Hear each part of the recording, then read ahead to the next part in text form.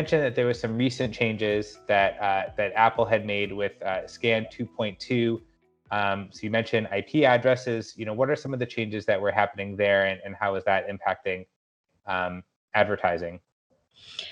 Yeah, so with SKAN 2.2, I think there are a few big changes that were introduced with SKAN 2.2. I think one of the biggest ones was also allowing VT installs.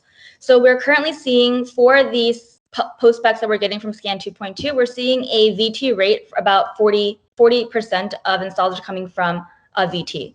However, when you look at kind of the landscape of the publishers of SKAN, only about 20%, about 21% of publishers are actually on SKAN 2.2, meaning that 80% is still at a lower version. And so though this is great, it does kind of indicate that we might be currently underreporting installs that are potentially coming from VT that we're not getting attributed right now, since 80% of publishers have yet updated to SKAN 2.2.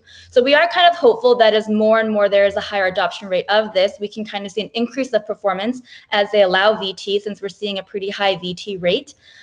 In terms of the IP address, that was something that we were using as a kind of a contextual clue, to kind of say, we don't have that user identifying data, but we still like to use IP addresses or something else to kind of target the users. But with that gone, I think, like I said, we still have a lot of the learnings from 14.4 and less.